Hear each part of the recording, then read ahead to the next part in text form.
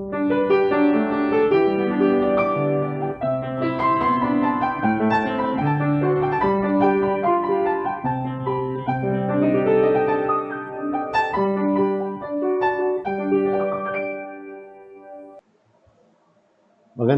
gabi po sa bawat isa. Minsan pa, tayo po ngayon ay darako sa pag-aaral ng salita ng Diyos. Although, nitong mga nakaraan ay hindi po tayo nakapag-Bible study. But this time ay magkakaroon tayo ng tinatawag na pag-aaral, Bible study. Ang ating pong tatalakayin ngayon o pag-aaralan ay patungkol sa banal na espiritu. Okay? Banal na espiritu. The Holy Spirit. Who He is and what He does. Ano po? Ang banal na espiritu, sino siya at ano yung kanyang ginagawa.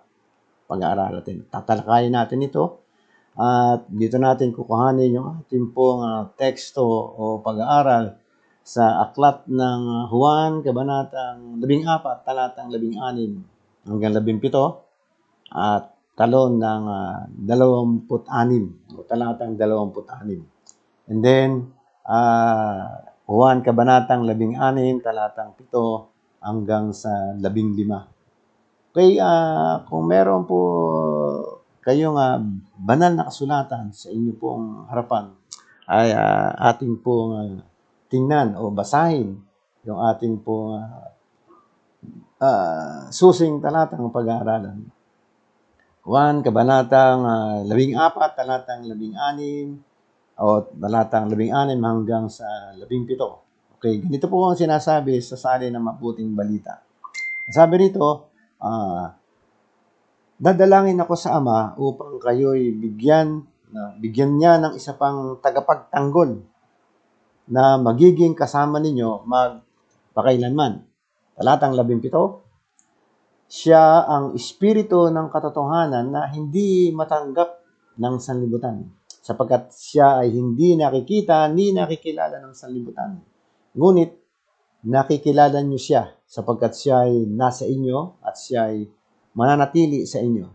Talon po tayo ng 26 na talata. Sabi rito, ngunit ang tagapagtanggol, ang Espiritu Santo na susugo ng Ama sa pangalan ko, sa pangalan ni Jesus, ang siyang magtuturo sa inyo ng lahat ng bagay at magpapaalala ng lahat ng sinabi ko sa inyo. Sa Kabanatang 16 naman, at sa mula talatang 7 hanggang sa talatang 15, ang sabi, subalit dapat ninyong malaman ang katotohanan. Ang pag-alis ko ay sa ikabubuti ninyo, sapagkat hindi paririto sa inyo ang tagapagtanggol kung hindi ako aalis. Ang ating pong Panginoon yun, ano? Ngunit kung wala na ako, isusugo ko siya sa inyo. Talatang 8, pagdating niya ay kanyang patutunayan sa mga taga-sanlibutan na mali ang pagkakilala nila tungkol sa kasalanan, tungkol sa pagiging matuwid at tungkol sa paghatol ng Diyos. Talatang 9, mali sila tungkol sa kasalanan sapagkat hindi sila nananalig sa akin. Talatang 10, mali sila tungkol sa pagiging matuwid sapagkat ako'y pupunta sa Ama at hindi na ninyo makikita. Verse 11, at tungkol sa paghatol ng Diyos sapagkat hinatulan na ang pinuno ng mundong ito. Verse 12, marami pa akong sasabihin sa inyo, subalit hindi pa ninyo kayang unawain ngayon. Verse 13, ngunit pagdating ng Espiritu ng katotohanan, papatnubayan niya kayo sa lahat ng katotohanan galing sa Diyos, sapagkat ang sasabihin niya ay hindi mula sa kanyang sarili, kundi ang kanyang narinig at ipapahayag niya sa inyo ang mga mangyayari sa hinaharap. Verse 14, pararangalan niya ako sapagkat tatanggapin ng Espiritu, pararangalan niya ako sapagkat tatanggapin ng Espiritu mula sa akin ang ipapahayag niya sa inyo. And then last verse, verse 15, ang lahat ng sa Ama ay sa akin. At ang kaya ko sinasabing tatanggapin ng Espiritu ang mula sa akin at ipapahayag niya ito sa inyo. Ulitin ko, verse 15, ang lahat ng sa Ama ay sa akin, kaya ko sinabing tatanggapin ng Espiritu ang mula sa akin at ipapahayag niya ito sa inyo. Aming Ama na nasa langit, patuloy na ang pangunguna ng iyong banal na Espiritu ang magturo sa amin, bigyan kami ng sapat na pagkaunawa upang ang iyong mga salita ay amin pong matutunan. Sa iyo ang lahat ng mataas na papuri, sa pangalan ni Jesus na pang aming panalangin. Amen. Sino ang banal na Espiritu? Ang banal na Espiritu, siya ay Diyos. Una, ang banal na Espiritu, siya ay Diyos. Una, katulad ng Ama na Diyos. Ang Ama ay Diyos at ang banal na Espiritu ay Diyos. Katulad ng anak ng Diyos. O ang anak ay Diyos, banal na Espiritu ay Diyos. Ang banal na Espiritu, ang ikatlong persona sa Trinidad o Trinity. Tayo ay naniniwala sa katuroang Trinity, Triune God, no? Trinity, isang Diyos na mayroon tatlong kapahayagan o tatlong persona. 1 equals 1 equals 1. 1 plus 1 plus 1 equals 1. No, hindi yung 1 plus 1 plus 1 equals 3. No. 1 plus 1 plus 1 equals 1. So, ang banal na Espiritu, ang ikatlong persona sa Trinidad. Ang banal na Espiritu ay isang persona. Okay? Ulitin ko, ang banal na Espiritu ay isang persona. Una, yung mga maling kaisipan tungkol sa banal na Espiritu, na ito raw ay hindi persona. Ang sabi nila, ito raw ay isang lakas lang. Isang parang elektrisidad. No? Merong mga maling katuruan patungkol sa banal na Espiritu. Sabi ko nga na di umano, na siya raw ay isa lamang puwersa, power, force. Ano na sinasabi. Ang banal na Espiritu ay may pangunawa o karunungan. Okay? Ulitin ko, ang banal na Espiritu ay may pangunawa. Una, sabi natin, may mga maling katuruan patungkol sa banal na Espiritu. Di umano, siya raw ay siya lamang puwersa, force, o lakas, etc. At pangalawa, ang banal na Espiritu ay mayroong pangunawa o karunungan. Sabi ng Roma, chapter 8, verse 27, sabi po, at naunawaan ng Diyos na nakasasaliksik sa puso ng tao ang ibig sabihin ng Espiritu, sapagkat ang Espiritu ay lumuluhog para sa mga banal ayon sa kalooban ng Diyos. So, ang banal na Espiritu ay mayroong pangunawa o karunungan, sapagkat ano sabi, siya'y lumuluhog para sa mga banal ayon sa kalooban ng Diyos. Tatlo, ang banal na Espiritu ay may damdamin o emotion.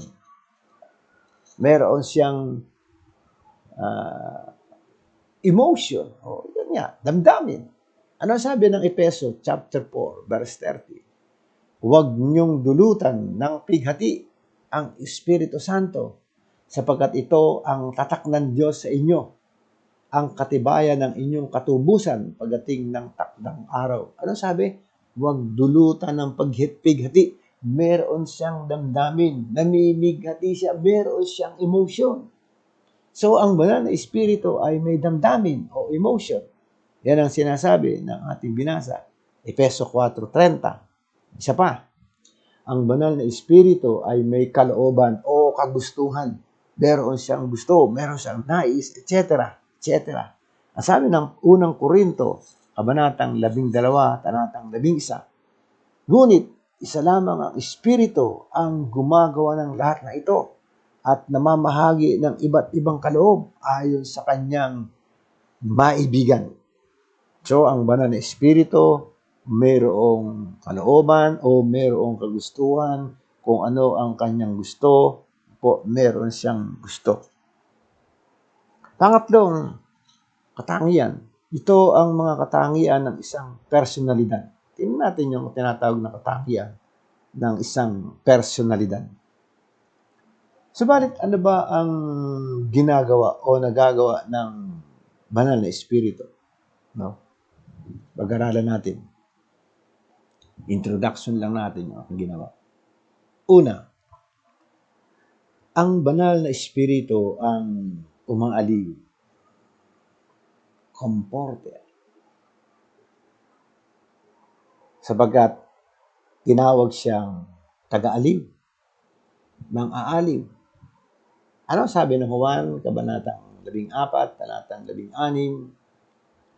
Ang sabi ay, dadalangin ako sa Ama at kayo'y bibigyan niya ng isa pang patnubay na magiging kasama niyo magpakailanman. Magpakailanman.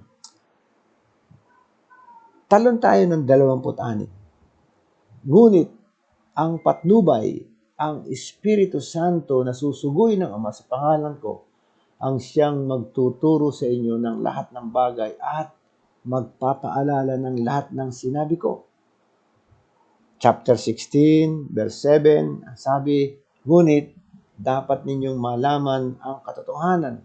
Ang pag-alis ko'y sa ikabubuti ninyo sapagkat hindi paparito sa inyo ang patnubay kung di ako aalis. Ngunit kung umalis ako, susuguin ko siya sa inyo. Ang banal na espiritu ang siyang umaaliw sapagkat tinawag siyang taga-aliw, patnubay, magiging kasama nyo magpakailanman. Nakakatawa dahil ito ang unang katibayan na ginamit ng Panginoong Hesus sa banal na espiritu. Tinalakay niya sa Juan Kabanatang 14. Ano po? Gaano kadalas kaya na dapat tayong aliwin ng banal na espiritu? Kailangan natin ng kaaliwan sa panahon ng paghihiwalay. Paghihiwalay, maraming klase. Yung pagpanaw ng mga mahal sa buhay. Ano po? Madalas kapag meron tayong mga ipinapanalangin na iniwan ng mga mahal sa buhay, ang sinasabi natin ay hindi natin sila kayang aliwin. Subalit, ang banal na espiritu ang siyang may katangian na sila ay aliwin. Kung kaya itinatagubili natin sa banal na espiritu na siya ang umaliw. Sapagkat sa panahon ng ating mga kapighatian, ang banal na espiritu lamang ang pwedeng makaaliw sa atin. Aaliwin niya tayo, iko-comfort niya tayo. So, kung kaya sa panahon ng tinatawag ng paghihiwalay, ang banal na espiritu ang siyang magkaaliw sa bawat isa po sa atin. Malapit nang iwan ng Panginoong Hesus ang kanyang mga alagad noong mga panahong iyon. Pagdating ng chapter 13 ng Juan 14, 15, 16 ay inaaliw na ng Panginoon ang kanyang mga alagad. Inihahanda na sa kanyang pag-alis. Kaya ang ating Panginoon ay noong mga panahon yun, malapit niya nang iwan yung kanyang mga alagad. Ang krus at ang lahat na daranasin niyang paghirap ay nalalapit na. Kailangan natin ng kaaliwan kapag mayroong pag-iyak na magaganap. Kailangan mayroong umaaliw, nagbibigay ng pag-alo sa atin. Po.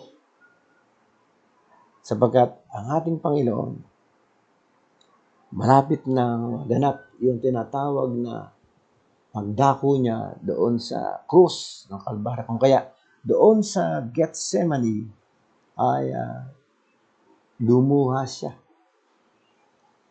At ang kanyang pagpawis niya, sabi ganoon ay tumulo yung kanyang pawis na parang dugo sa tinggi ng kanyang pangdalamhati, no? animo, dugo, yung pumapatak sa kanya.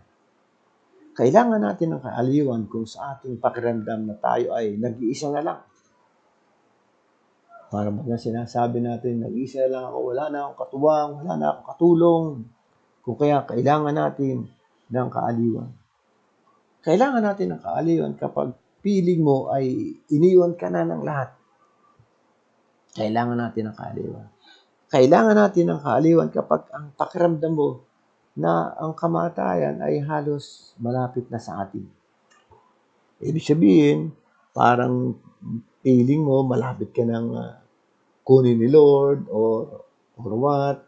May mga pagkakataon na kung saan ang kalungkutan ay nararamdaman. Pangalawang mahalagang punto, ang banal na espiritu ang magtuturo o magpapayo. Siya yung tagapagturo, counselor, teacher. Sabi, chapter 14 verse 26 English version ng NIV, He shall teach you all things. He shall teach you all things. Ang banal na espiritu ang magtuturo ng lahat ng bagay. Ano sabi? Yung narinig nila sa ating pong Panginoon Jesus. Sabi ng talata, ngunit ang patnubay, ang Espiritu Santo na susuguin ng Ama sa pangalan ko, ang siyang magtuturo sa inyo ng lahat ng bagay at magpapaalala ng lahat ng sinabi ko sa inyo. Ipapaalala yung mga sinabi ng ating Panginoon sa mga alagad. Kailangan natin ng tagapagturo. Kailangan natin ng tagapayo kapag tayo ay naguguluhan, natataranta, nalilito. Maraming bagay sa magulong mundong ito ang nagbibigay ng kalituhan sa atin. Sa ating paligid, nakikita natin yung mga bagay na magbibigay ng kalituhan sa atin o kaguluhan. Maraming bagay sa magulong mundong ito ang nagbibigay ng kalituhan sa bawat isa sa atin.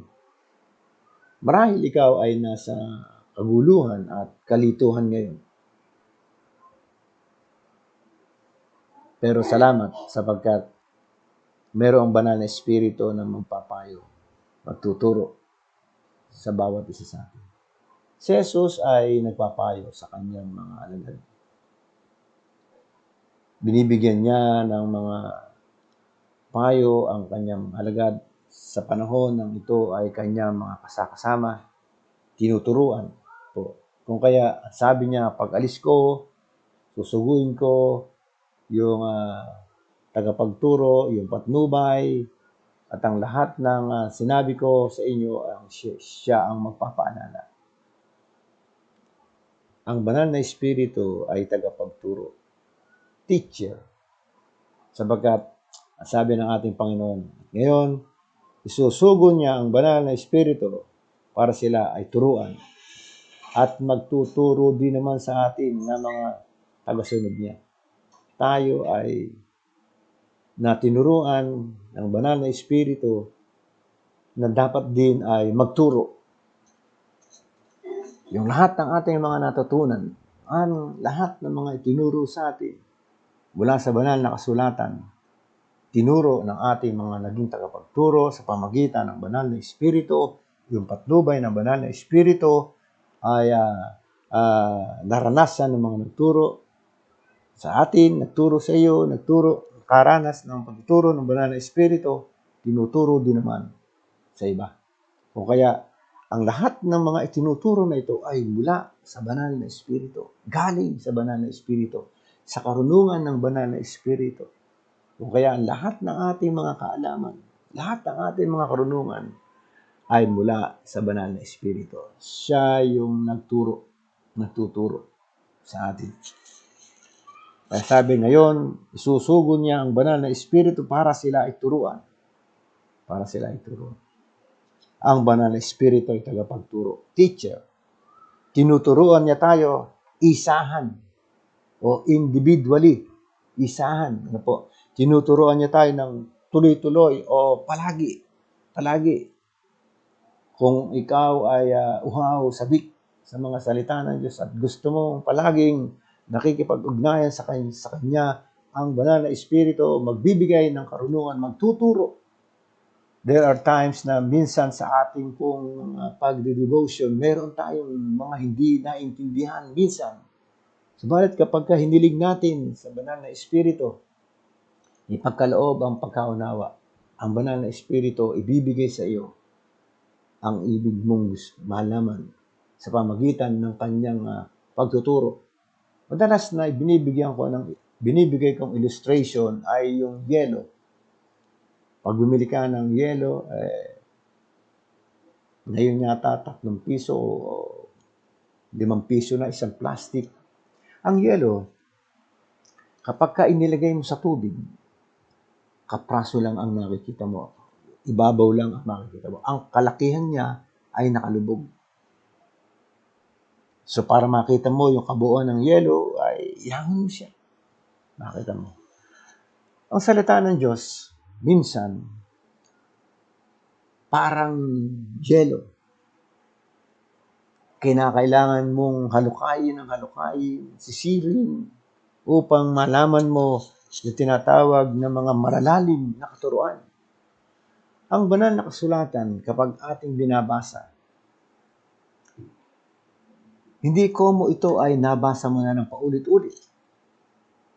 Alam mo na, ibig sabihin. Gano'n. No. Ang salita ng Diyos, every time na ating binabasa, laging mayroong bago at bagong kapahayagan na ibinibigay ang banal na Espiritu.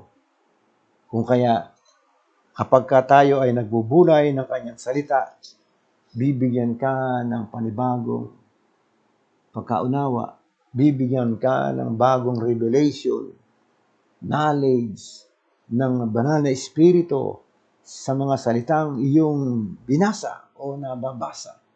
Kung kaya ang banal na kasulatan, sabi ng ating Panginoon, everyday kailangan basahin. Basahin ito. Huwag kaliligtaan. Basahin, bulay-bulayin, araw-araw. Gabi. Araw o gabi. Kailangan ito ay pagbulay-bulayan. So, tinuturoan niya tayo, isahan, individually. Tinuturoan niya tayo, tuloy-tuloy o palagi. Ano ang kanyang itinuturo sa atin? Ang lahat ng sinabi sa banal na kasulatan. Sapagkat, ang sabi ng ating Panginoon, ituturo niya ang lahat.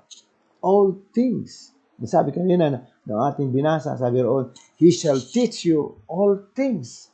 Ang lahat ng bagay na gusto nating maunawaan, gusto nating malaman, ibibigay, ituturo ng banal na Espiritu sa atin.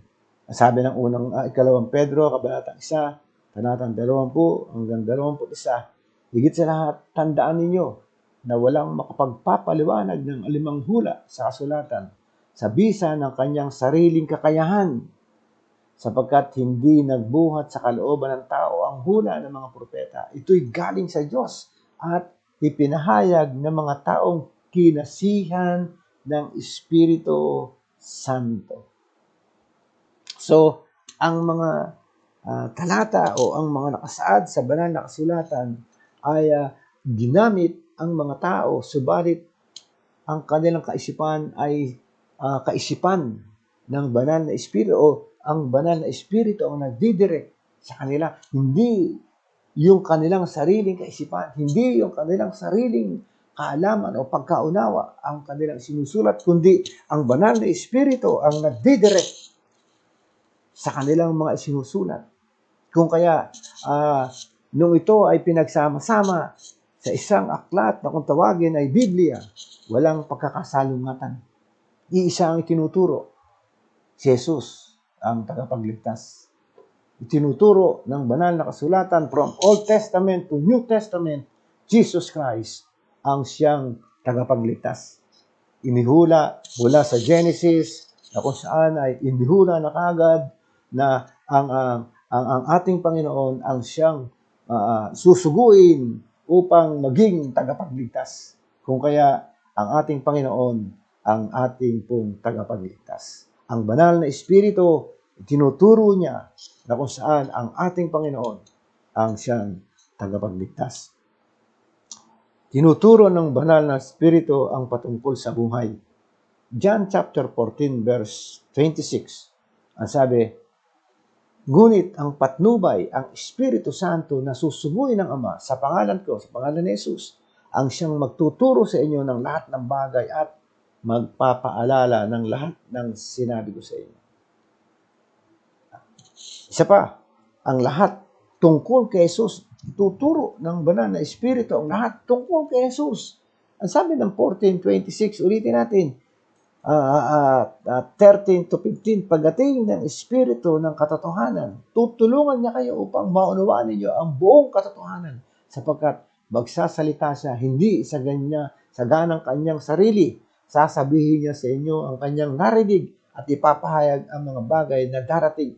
Ang pinapahayag ng banal na Espiritu at tinuturo ng banal na Espiritu yung mga sinabi ng ating pong Panginoon sa Jesus, sapagkat ang sabi, John chapter 16, 13 to 15, yung ating binasa, pagdating ng Espiritu ng katotohanan, tutulungan niya kayo upang maunawaan ninyo ang buong katotohanan, sapagkat magsasalita siya hindi sa ganang kanyang sarili. Sasabihin niya sa inyo ang kanyang narinig at ipapahayag ang mga bagay na darating. Verse 14, ang sabi, pararangalan niya ako, sapagkat sa akin magmumula ang ipapahayag niya sa inyo. Kanino galing? Sa ating pong Panginoon. Yung sinasabi ng banal na Espiritu ay galing sa ating pong Panginoon. Verse 15, ang lahat ng sa Ama ay akin, sabi ni Jesus. Kaya ko sinabing sa akin, magmumula ang ipapahayag niya sa inyo. Hallelujah! So dito makikita natin ang kapahayagan ng tatlong Ama, yung Anak, at yung banal na Espiritu. Pangatlong mahalagang punto, ang banal na Espiritu ang hahatol. Una sabi niya, He will reprove. Siya yung susumbat. Siya yung takasumbat. Yung bang nagbibigay ng kinukonsensya ka. Sabi ng chapter 16, verse 8 to 11. Verse 8 to 11 ng chapter 16. John, pagdating niya ay kanyang patutunayan sa mga tao sa sanlibutan na mali ang pagkakilala nila sa kasalanan. At ipapakilala niya kung ano ang matuwid at kung ano ang kahatulan. Verse 9, mali sila tungkol sa kasalanan sapagkat hindi sila nanalig sa akin. Akala kasi ng mga tao, ang pagkakasala ay yung ikaw, kaya ka mapupunta sa impyerno dahil ikaw ay rapist, dahil ikaw ay isang magnanakaw, dahil ikaw ay isang mamamatay tao. Ang kasalanan ng tao para mapunta siya sa impyerno, hindi siya naniwala kay Jesus. Kung naalala nyo yung kriminal na nakasama ng ating Panginoong Jesus doon sa krus ng Kalbaryo, yung isang magnanakaw na nasa kanyang kanan, sabi ng kasaysayan o sabi ng kasabihan, siya raw ay si Dimas at yun namang nasa kaliwa ay si Hestas. Pero walang binabanggit ang banal na kasulatan na Dimas o Hestas. Basta ang sabi, magnanakaw na nasa kaliwa o nasa kanan. Yun lang. Wala namang binigay na pangalan. Pero ang mga tao ay masyadong malikot ang kaisipan, malikot ang mga tinatawag na mga kanilang mga guni-guni. Binigyan ng pangalan. Hestas at saka Dimas. Anyway, gamitin natin si Dimas. Sabi roon. Kasi sabi, mali sila tungkol sa kasalanan sapagkat hindi sila nanalig sa akin. Si Dimas o itong mga magnanakaw na ito, hindi na kasama ni Jesus yan. Doon lang sila nakita sa krus ng Kalbaryo. Wala namang mga radyo noong araw, bali-balita sa TV o sa anuman. Kundi nagkita lamang sila ni Jesus doon sa krus ng Kalbaryo o doon sa Kalbaryo. At kung ating titingnan yung kasaysayan, yung mga nakasulat, itong magnanakaw na ito ay naniwala kay Jesus. Nagtiwala. Kasi sabi niya, noong tinutuligsa ng kanyang kasama, kung ikaw ang anak ng Diyos, no, bumaba ka riyan. Iligtas mo ang iyong sarili, pati kami. Sinaway ngayon siya ni Dimas. Sabi ni Dimas, hindi ka ba niya nahiya sa iyong sarili? Tayo dapat lamang na maranasan natin ito. Pero siya hindi, dahil wala siyang kasalanan. Kaya sabi ni Dimas sa ating pong Panginoon, Jesus, alalahanin mo ako pagdating mo sa iyong kaharian. Si Dimas ay kinilala si Jesus na mayroong kaharian. Meaning, isang Diyos. Mayroong pinangungunahan. At kinilala niya yung kanyang sarili na makasalanan. Hinamin niya. Kung kaya, sabi niya, alalahanin siya.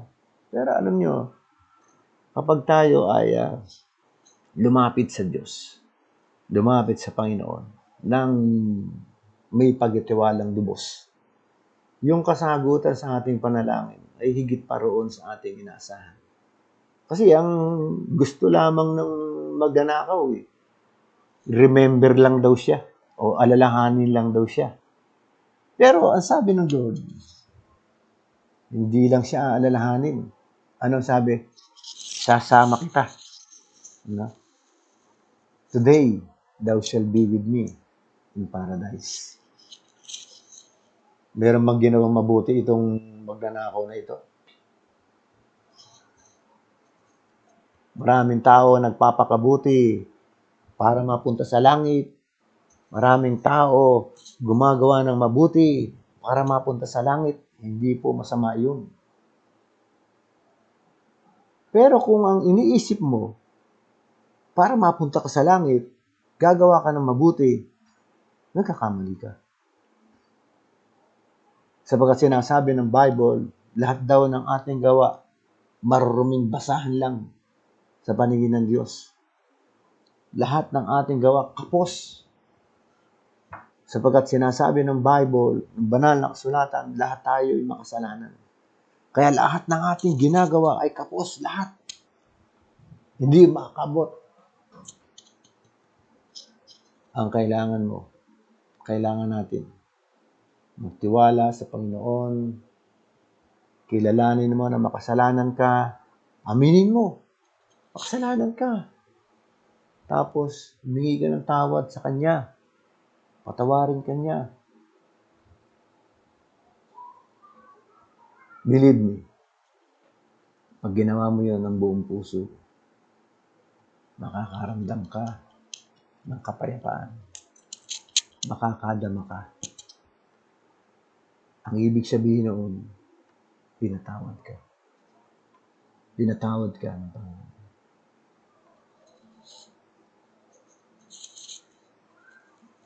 Yan ang sinasabi ng Bible.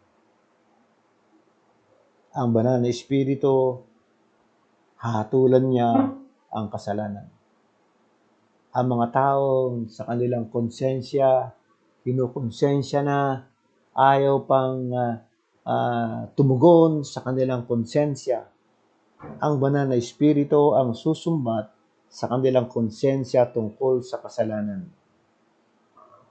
Maraming tao pinagpapahayagan mo na patungkol kay Jesus, na po, kung ano-ano ang sinasabi, maraming mga pagtuliksa, hahatulan ka. Pero salamat sapagkat ang biyaya ng Diyos ay hanggang bago ka malagutan ng hininga. Sana bago ka malagutan ng hininga, lumapit ka sa Panginoon. Kilalanin mo siya. At makakatanggap ka ng kapatawaran. Ang tawag doon, biyaya. Grace. Pag sinabing grace, kaloob yun ng Panginoon. Biyaya yun. Hindi dahil sa ating mga mabubuting gawa, kaya ka mapupunta sa langit. Hindi. Biyaya yun ng Diyos dahil sa iyong pagpapakumbaba sa Kanya. Dahil sa iyong pag-amin sa iyong sarili na ikaw ay isang makasalanan, hindi mo kayang iligtas ang iyong sarili. Ang tawag doon, biyaya. Ang biyayang ito ng Diyos, available pa rin hanggang sa ngayon. Hanggang hindi siya bumabalik. Hanggat hindi ka nalalagutan ng hininga. Yung biyayang inaalok ng Panginoon, i-grab mo na. Kunin mo na. Nakakaramdam ka ba ng kasalanan? Ito ay ang unang gawa o pagkilos ng banal na espiritu. Kapag mayroon tayong nararamdamang guilty feelings, ang tawag doon, kinukonsensya ka. Pagkilos iyon ng banal na espiritu. Conviction comes before conversion. Bago tayo ma-convert, kinukonvict muna tayo. And then, pagkatapos mong conversion, kino-correct tayo. Correction comes before comfort. Kino-correct, tapos ko-comfort ka. Hahalutulan niya ang kawalan ng katwiran. Hahatulan niya. Nabigo tayong gawin ng tama, hahatulan tayo. Ipapakita ni Jesus ang tunay o ang tamang buhay. Nabigo tayo sa tamang standard ng buhay. Kung kaya, ipapakita ng ating Panginoon yung standard ng buhay. Lahat tayo ay makasalanan. Sabi ng Roma 3:23. All comes short for the glory of God. Lahat tayo makasalanan. Igagawad niya ang kahatulan. After death, the judgment. Hebrews chapter 9, verse 27. Ibig sabihin, yung judgment, parang sa kulungan. Nakakagawa ka ng kasalanan, hinuli ka, ikinulong ka. Hindi ka pa nahatulan nun. Diba? Pero hinuli ka na, kinulong ka na. Parang sa kamatayan. Pag namatay ka, kung wala kang Kristo sa iyong puso, pag namatay ka, sabi ron, binigay sa tao na minsan mamatay, pagkatapos ay panghatol, yung 9:27 ng Hebreo. Ibig sabihin, pag namatay ka, kung wala kang Kristo, diretso ka sa impyerno. Hindi ka pa hinahatulan nun. Pero diretso ka na sa impyerno. Kasi mayroong final judgment. Yaahon ka roon sa impyerno, tapos hahatulan ka. Bibigay sa iyo yung gawad na yung hatol. Di ba? Ang mga salarin, hinuli, kinulong na, kulong, wala pang hatol, pero nakakulong na. Pagkatapos hatulan, o binasahan ng hatol, sinintensyahan kung ano ang kanyang magiging sentensya, kung habang buhay siyang makukulong o siya ay bibitayin. Pero habang di pa siya nahatulan, nakakulong na siya. Ganun din. Pag ikaw ay namatay, hindi mo kinilala si Jesus sa iyong buhay, diretso ka sa impyerno. At pagdating ng final judgment, yaahon ka roon at hahatulan ka ng panghabang panahon. Eternal death ang magiging hatol. Paghandaan natin ang pagharap sa Diyos. Sabi ng Amos chapter 4 verse 12, kaya nga, manda kayo sa di mapipigil na paghuhukom ng inyong Diyos. Ang layunin ng conviction ay dalhin tayo kay Kristo Jesus. Ito ang nais ng banal na espiritu, kung kaya kinukonvict tayo, kinukonsensya tayo ng banal na espiritu para lumapit tayo kay Jesus. Ito ang layunin ng conviction, dalhin tayo kay Kristo Jesus. Kapatid, kaibigan, kung kinokonvict ka ngayon ng banal na Espiritu, lumapit ka kay Jesus. Kilalanin mo siya bilang iyong Panginoon at tagapagligtas. Ano ang sinasabi sa iyo ng banal na Espiritu ngayon? Tugunin mo ang kanyang conviction sa iyo. Tanggapin mo, kilalanin mo ang kanyang pag-aliw at pagtuturo, payo sa iyo. Kung nais mong kilalanin ang ating Panginoong Hesus, maaari kang sumabay sa isang maikling panalangin na ito. Kilala, pagtanggap sa ating Panginoon. Aminin mo na ikaw ay isang makasalanan. Kilalanin mo siya. At yung kanyang ginawa doon sa krus ng Kalbaryo, at yung banal na dugo niyang tumigis doon sa krus ng Kalbaryo, pambayad iyon sa iyong kasalanan. Kung nais mong kilalanin si Jesus, yumuko ka sandali, ipikit mo ang iyong mga mata, sumunod ka sa maiksing panalangin nito.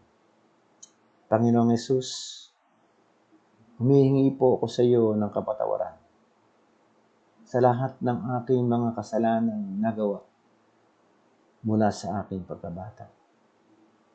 At sa oras na ito, Panginoon, kinikilala ko ang iyong ginawa sa krus ng Kalbaryo ay bilang bayan, pantubos sa aking mga kasalanan. Yung dugong tumigis sa krus ng Kalbaryo ang katubusan sa aking kasalanan. Tinatanggap kita bilang aking Panginoon at tagapagligtas. Isulat mo po ang aking pangalan sa iyong aklat ng buhay diyan sa kalangitan. Mula sa araw na ito, ikaw na ang maghari sa aking buhay. Salamat po sa buhay na walang hanggan na aking natamo sa mga oras na ito. Purihin ka, Panginoon. Sa pangalan ni Jesus, Amen. Panginoon, kung merong sumabay, kumilala sa iyo bilang tagapagligtas at Panginoon ng kanilang mga buhay, i-grant mo, O Diyos, ang kanilang mga panalangin. At tunay na kayo po ang manguna sa kanila. Ingatan niyo po sila, Panginoon. Hindi lamang siya na kumilala siya, kundi ang kanyang buong sambahayan ay makakilala rin sa iyo. Dalangin ko rin, O Diyos, ang iyong mga anak na nakinig at nag-aral ng iyong mga salita. Patuloy na bigyan mo po sila ng patuloy na kaunawaan, karunungan, kaalaman tungkol sa banal na Espiritu. At sama-sama naming maintindihan, maunawaan ang pagkilos at gawa ng banal na Espiritu sa aming mga buhay. Panginoon, salamat po sa iyong paggabay sa bawat sa amin sa pamagitan ng iyong banal na Espiritu na siyang sinugo mo para maging tagapagturo, gabay, taga-aliw sa aming pong kalagitnaan. Salamat po, O Diyos. Di sa iyo ang lahat ng mataas na papuri. Salamat sa pangalan ni Jesus. Amen. Amen. Magandang araw po sa inyong lahat. Sa Diyos ang lahat ng mataas na papuri. Amen.